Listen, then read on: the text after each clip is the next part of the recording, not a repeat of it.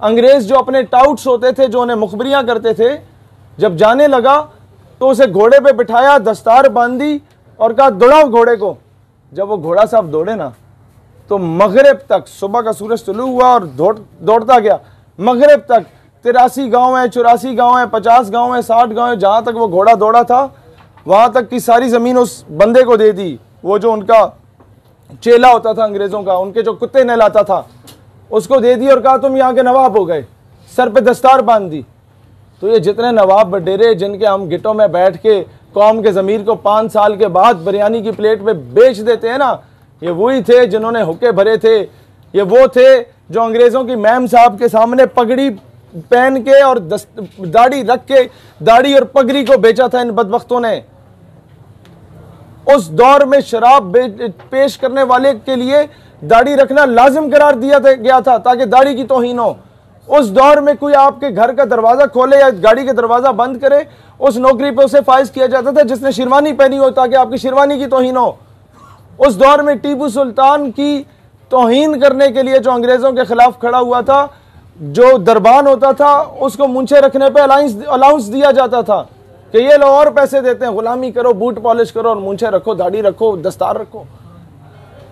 हमारी सकाफत के साथ ये जुल्म हुआ और अफसोस इस बात का है, आज भी 5 स्टार होटल के बाहर चले जाओ, जो गेट आपका खोलेगा उसने शेरवानी पहनी हुई होगी।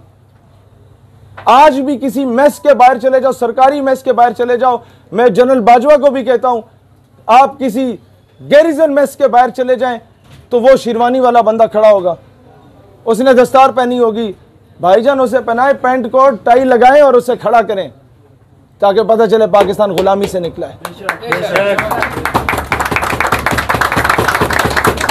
जो आपके स्वीपर हैं उनके लिए लाजिम करें कि यार आपको हम अच्छे ड्रेस देंगे, आपको पैंट कोट देंगे, टाई देंगे।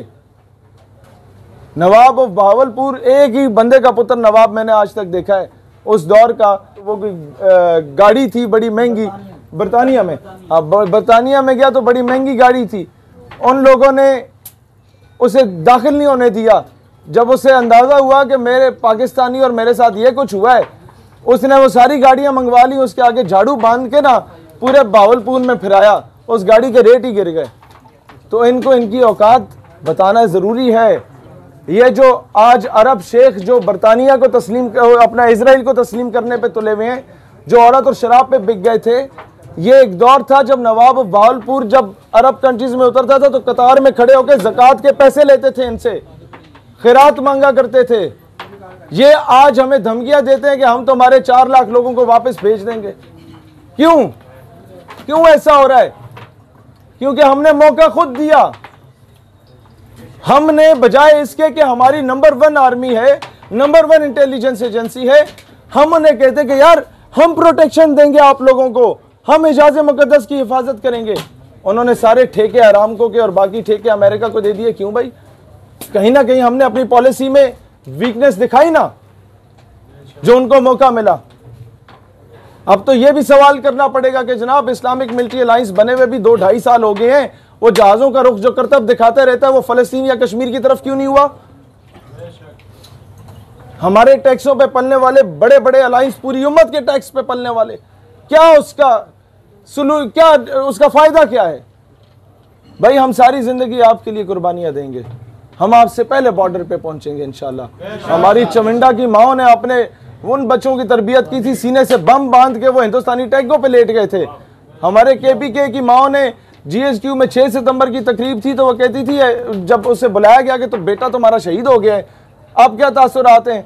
मैं समझ रहा था वो रो पड़ेगी, लेकिन आफरीन उस पठान माँ पे कहती है वतन अचर खपामश है, वतन परेशान ना हो, पठान माँ जिंदा अपने बच्चों को तुझ पे कुर्बान करने के लिए।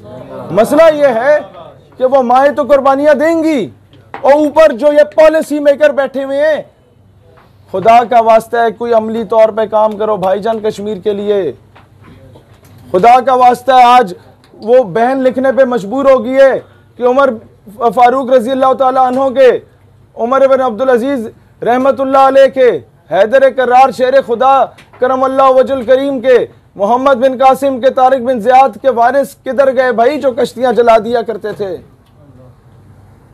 वो जवान जो सड़क पे निकलता है दुकान जाने के लिए, उसे हिंदुस्तानी फौजी गिरबान से पकड़ के कहता है आगे तुम्हारे पाकिस्तानी जिनके लिए नारे लगाते थे, जिनके लिए उछलते कूदते थे, क्या जवाब दे वो नौजवान?